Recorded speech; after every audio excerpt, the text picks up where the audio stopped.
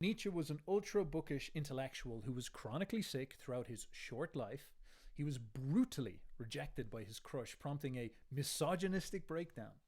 Nietzsche ended his life as a vegetable tended to by his sister. All the catchphrases, anti-Nietzsche catchphrases, are here in one. And we have it from somebody who's written a book on Nietzsche. And they're obviously coming in and being like, listen, you can't aspire to anything great. This guy writes down about the Ubermensch. Remember, he was a disgusting little faggot like everyone else. Don't ever grip to Nietzsche thinking that you can be saved from the redundancy of mankind. Put your face back in the mud, you little rat. None of us are getting out of here.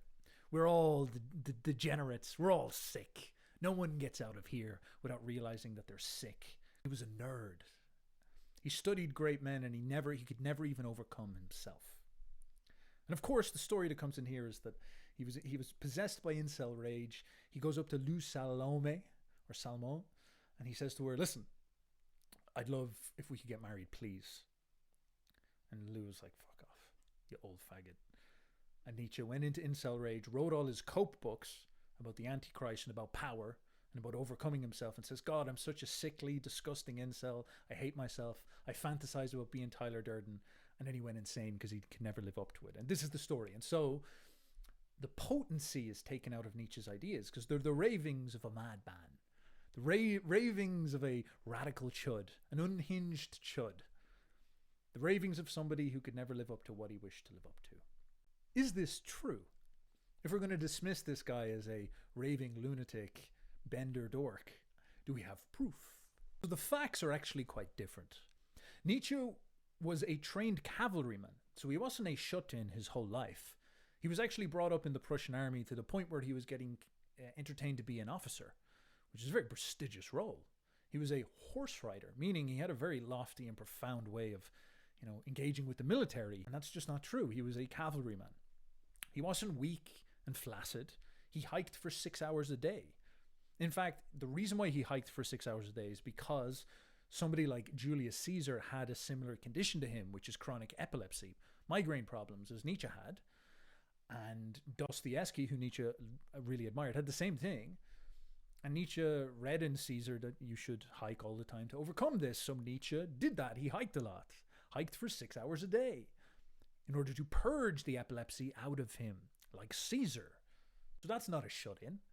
That's not a chronically online incel. That's a dude out in nature hiking all the time. But I don't know, maybe that's bad as well. He is literally the archetype of that classical romantic guy standing above the mountains looking out. He is that character. That's what he used to do. He conceived of Zarathustra while hiking.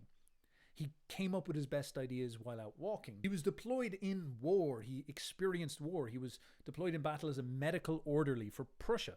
Prussia invaded France. He wrote his first book in the sort of around and in the aftermath of this, Birth of Tragedy. And he was deployed in battle as a medical orderly. Now, he wasn't a frontline soldier like Ernst Jünger, fair enough, but he's not redundant. Do you think war doctors are pussies? Are we going to turn around and be like, oh, what a dork. He was only a doctor. Have you ever met a war doctor before? Have you ever met somebody who has to go out into battle and run and find people who are bleeding out under gunfire and tend to their wounds? This is what Nietzsche did. Nietzsche went to the front lines and he would gather up people who, I think there was proper frontline doctors probably ahead of him on the front lines, grabbing people who got shot, dragging them back, and then he would help them, tend with them. He was an orderly, and then get them on like stretchers and stuff and bring them back to the hospital line. So he was a front runner, a kind of like ambulance character. So are ambulance drivers all incel deranged faggots? Is this what we're saying? Are ambulance drivers pussies? Is this what we're talking about? Nietzsche, the ambulance driver, what a dork. What a loser. It's like the Ubermensch wouldn't be in an ambulance. Do you have any idea how intense war doctrine must be? How much it would red pill you on questions about mercy and morality? To see men bleeding out?